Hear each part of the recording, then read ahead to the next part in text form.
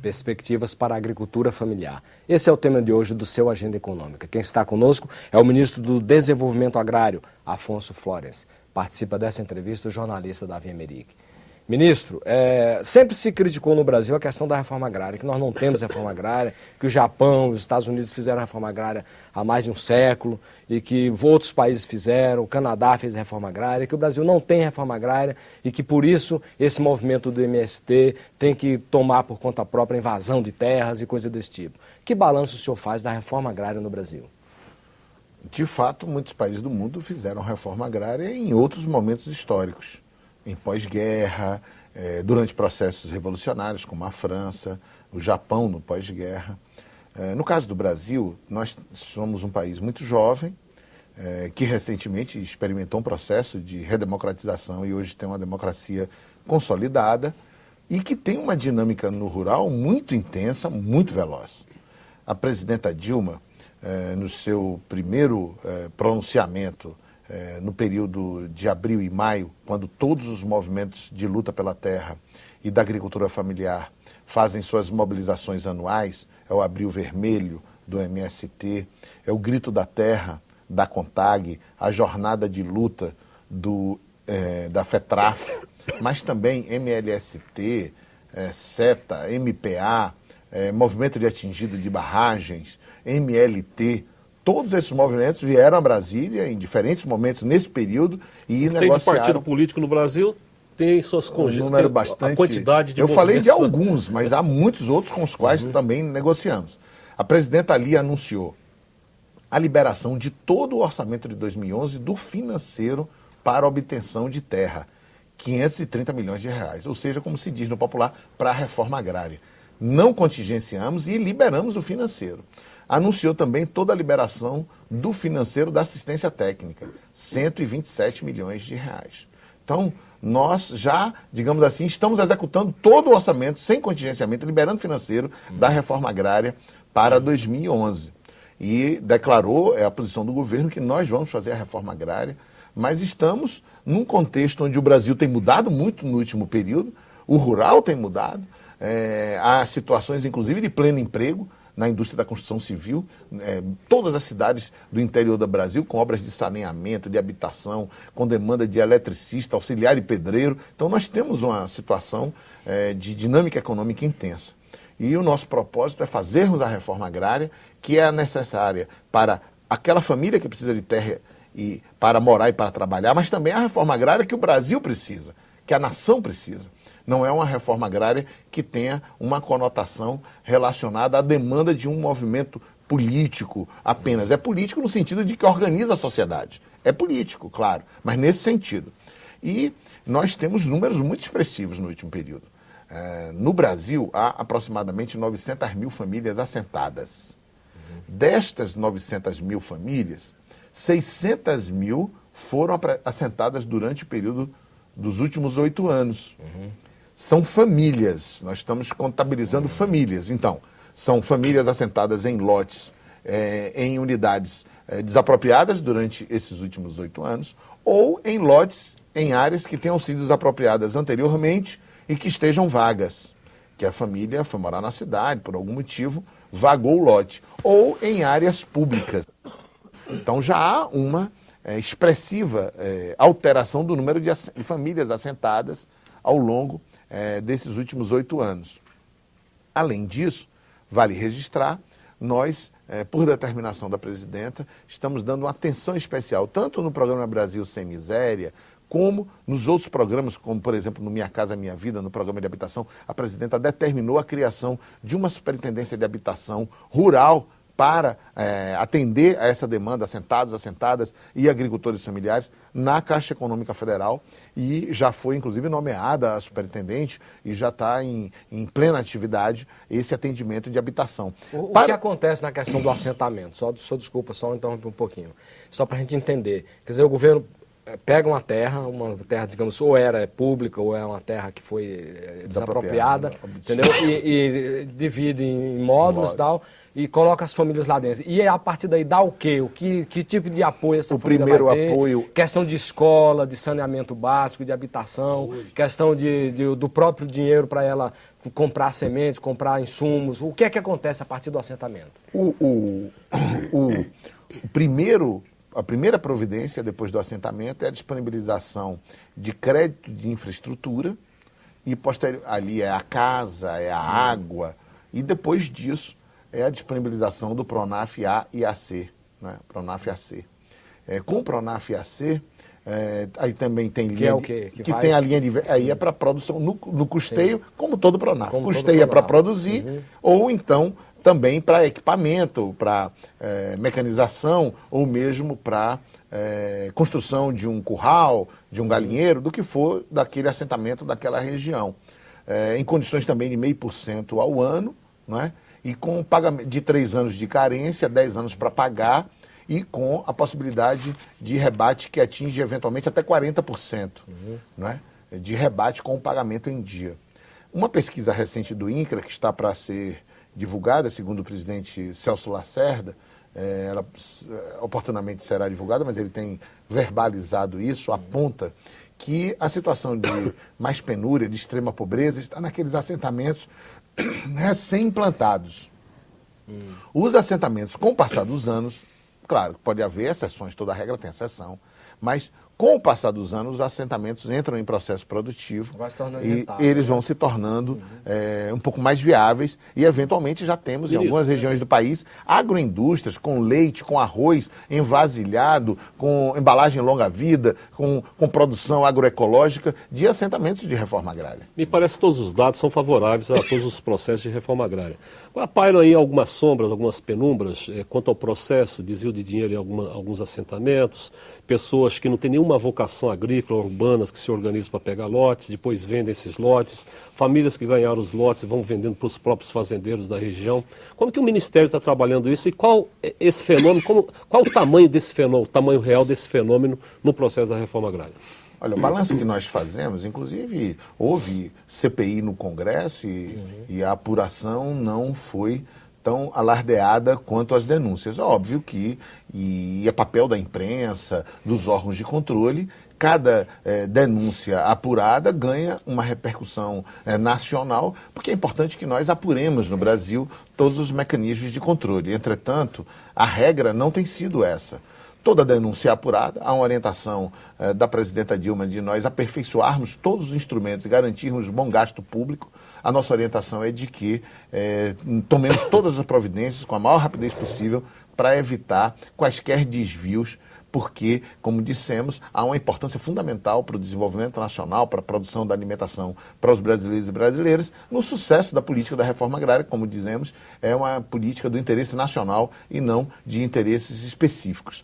Vale registrar que nós estamos buscando inserir a dinâmica da reforma agrária na dinâmica do rural como um todo e permitindo assim que haja inclusão produtiva, geração de renda e melhoria da qualidade de vida. Então, esses instrumentos do Plano Safra 2011 e 2012 estão disponibilizados. Nós podemos dizer que temos um setor dinâmico que está ali no rural, obviamente também no setor empresarial, mas há, como eu disse, nos setores deprimidos, baixa produtividade também no setor empresarial. E temos setores dinâmicos também da agricultura familiar e também de assentamentos de reforma agrária. Nós queremos aperfeiçoar toda a produção, combater a extrema pobreza também entre os assentados e os agricultores familiares e trazê-los para uma atividade mais dinâmica. E no Plano Safra 2011 e 2012 nós temos um instrumento, além de termos melhorado o PGPAF, o seguro agrícola, nós estamos lançando um instrumento novo que é o Programa de Garantia de Preço Mínimo da Agricultura Familiar, a PGPM da Agricultura Familiar, que foi muito comemorada por todos os setores, porque ela garante que naquelas regiões onde a grande produção de um item, o feijão, o milho, o arroz, né, faça com que na dinâmica normal de mercado haja uma redução de preço para o agricultor familiar. que o garante o governo, através de dotação orçamentária lá no Ministério da Fazenda, com a operação na ponta da Conab, que tem operado o PAA, para o qual nós aumentamos a dotação orçamentária, tem cumprido um papel muito importante. Programa de aquisição de alimentos. O PAA, o Programa de Aquisição de Alimentos, com recursos do Ministério do Desenvolvimento Social e do Ministério do Desenvolvimento Agrário, do MDA. A Conab adquire alimentos na mão da agricultura familiar. Merenda, distribuição para o programa Fome Zero, famílias em situação de risco alimentar, né, aí uma política de segurança alimentar. Né.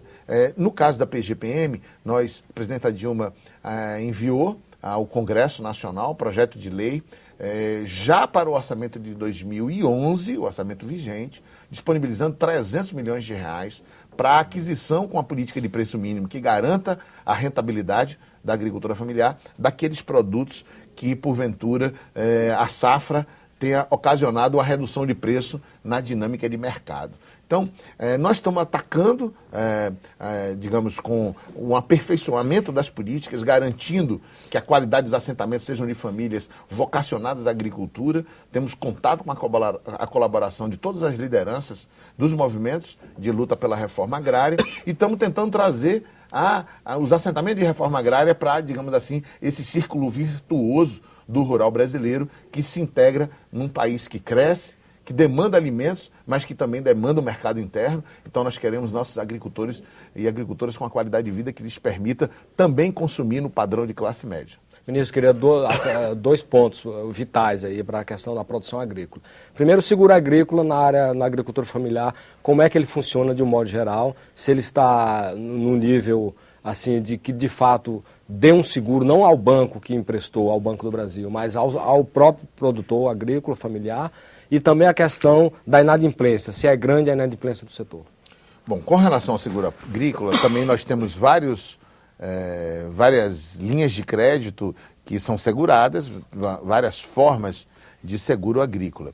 Nós estamos melhorando o PGPAF, estamos ampliando, é o Programa de Garantia de Preço da Agricultura Familiar. Simplificando a explicação para não entrar em muito detalhe, o agricultor familiar, quando o MDA identifica que tem uma redução de preço daquele produto, ele pode ter uma redução da parcela que ele paga do seu empréstimo. Esse é o PGPAF. Nós temos o seguro agrícola, o seguro da agricultura familiar. Quando o agricultor familiar contrai o empréstimo, ele prevê ele faz uma estimativa, uma previsão de receita. Havendo mais de 30% da perda da safra, ele pode ir ao banco e, confirmada tecnicamente essa perda de safra, ele não só é anistiado do empréstimo, como ele tem um ressarcimento. Proporcional à perda, né? Não. Ele é anistiado, a perda, quando a perda... Ele tem um ressarcimento do que perdeu. Ele tem um ressarcimento de um valor. Agora está indo para... Não do que perdeu. Ele planta com o dinheiro emprestado. Tá? Ele pegou o empréstimo, plantou. Se ele perdeu a safra, ele não paga o empréstimo e ainda recebe 7 mil reais. Tá? Então nós estamos aperfeiçoando o seguro agrícola e o PGPAF. E criamos a PGPM. E ampliamos as cotas em quase 300 mil do Garantia Safra, que é o seguro da região Nordeste para a seca. Então, estamos aperfeiçoando muito o seguro agrícola. E a inadimplência? A inadimplência, infelizmente, em situações macroeconômicas como a que vivemos no mundo, e isso traz uma repercussão para o Brasil, o setor especializado, inclusive da MIT, anunciou um aumento da inadimplência média brasileira recente, de aproximadamente 22%.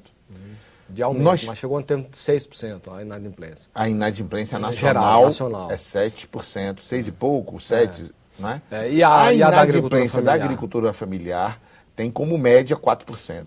4%. Não é? E quando nós tiramos o AAC, não é? Que é o do assentado de reforma agrária, que às vezes, por estar recentemente assentado, tem alguma inadimplência, nós caímos no PRONAF para 1,9%. Tá? Então a nossa inadimplência histórica é 4%. Claro que ela sofre também o impacto da dinâmica macroeconômica nacional. Quando nós falamos do PRONAF, dos setores mais dinâmicos da produção da agricultura familiar, vem para 1,9%. Nós tratamos com maior zelo não é? Estamos construindo uma política de organização da capacidade creditícia da agricultura familiar. É claro que a inadimplência é tratada na forma das leis de mercado, não é? Nós temos inadimplência em todos os setores, no setor imobiliário, no setor... Então, nós reivindicamos, obviamente, o país necessita que no setor agrícola a inadimplência seja tratada com zelo, porque atinge as famílias, mas atinge também a oferta de alimentos e propriamente a inflação. Obtivemos recentemente, por deliberação do Conselho Monetário Nacional, um escalonamento do vencimento do crédito emergencial, não é? Que teria que ser pago agora e que vai ser pago em 4 parcelas. Ministro, a gente não poderia fugir desse tema. Meio ambiente. Os grandes empresários e produtores são denunciados como os grandes destruidores do meio ambiente e tal. Há muita discussão ideológica sobre isso. Mas, recentemente, o pequeno agricultor, principalmente assentamento, muitas denúncias também estão agredindo o meio ambiente. Isso é verdade? E como o senhor, por exemplo, a pequena propriedade fica em relação a esse Código Florestal? O Código Florestal ajuda essa pequena propriedade ou não? Como o senhor vê esse dilema da pequena propriedade, meio ambiente, conservação do meio ambiente? Como o senhor trabalha essa questão? Bom, primeiro que, como nós vimos no início da nossa entrevista, apenas 24% da terra em produção agrícola no Brasil está sob a responsabilidade da agricultura familiar, dos assentados em reforma agrária e das populações tradicionais. Né? Então é um percentual reduzido da terra nacional. E muito normalmente uma área desapropriada é uma fazenda, digamos assim, pastos e tal, considerada, segundo a legislação vigente, improdutiva. Então muitas vezes o próprio assentamento já é consolidado, criado numa área que já trazia um passivo ambiental. E nós temos isso monitorado dentro do INCRA, pretendemos e estamos tomando uma série de providências para recomposição de áreas degradadas, para maior celeridade na regularidade ambiental. Agora, a agricultura familiar, inclusive nós estamos no Plano Safra 2011-2012, aperfeiçoando o Pronaf Semiárido, o Pronaf Agroecologia, mas a agricultura familiar é tradicionalmente identificada como aquela agricultura que produz alimentos mais saudáveis, com menos uso de insumos químicos. Não é? A chamada agricultura orgânica, inclusive aqui no entorno do DF e inclusive no mercado varejista privado, nós já encontramos produtos ou da agroecologia da agricultura familiar ou produtos orgânicos que geralmente ou são pequenos ou agricultores familiares. Então, para nós é importante um código florestal que dê garantia de precaução ambiental. Hoje o tema da sustentabilidade ambiental é quase consensual no planeta. Nós também queremos regularidade ambiental e estabilidade econômica com produtos saudáveis. Então, nós estamos contemplados com o encaminhamento que o governo tem dado no tratamento do tema Código Ambiental. Ministro, nós estamos caminhando para o final do nosso programa. Eu queria que o senhor falasse um pouquinho mas é uma coisa muito resumida mesmo. Se o pequeno agricultor, agricultor familiar, tem participado e pode participar das exportações de produtos agrícolas. Olha, nós temos uma participação expressiva, né, ou ele é mais fadado, destinado à agricultura local, do consumo local, do consumo nacional? Olha, a vocação da produção da agricultura familiar é de alimentos. E ela produz alimentos para o país, primeiramente. Essa é a nossa vocação. Eu aludi há pouco, às vezes os agricultores familiares estão integrados. E, às vezes, aquela exportação que é feita por uma indústria tem na base da sua produção agricultores familiares. Além disso, eventualmente, temos cooperativas, citei que no setor de suínos para a China 2 se credenciaram, que tem DAP jurídica, são agricultores familiares. O governo federal, através do Ministério do Desenvolvimento Agrário, disponibiliza os instrumentos de política pública para garantir a produção de alimentos para um país que cresce e aumenta a sua demanda e consolida seu mercado interno. A exportação é uma consequência da dinâmica de mercado, inclusive isso é uma prerrogativa do Ministério da Agricultura, Pecuária e Abastecimento. Há uma presença, mas ela ainda não está mensurada adequadamente e não há instrumentos ainda públicos para construir uma política de exportação. E a agenda econômica fica por aqui. Se você tiver críticas ou sugestões ao nosso programa, use o nosso portal www.senado.gov.br/TV. Você poderá também fazer download ou cópia deste e de outros programas da TV Senado. Para saber mais sobre a agricultura familiar no Brasil, entre no portal do Ministério do Desenvolvimento Agrário, www.mda.gov.br. Nós agradecemos a entrevista e as informações que nos foram prestadas pelo ministro Afonso Florense, do Desenvolvimento Agrário. Agradecemos também a participação de jornalista Davi Merick. A você de casa que nos acompanhou, muitíssimo grato pela sua audiência e até o próximo Agenda Econômica. Até lá.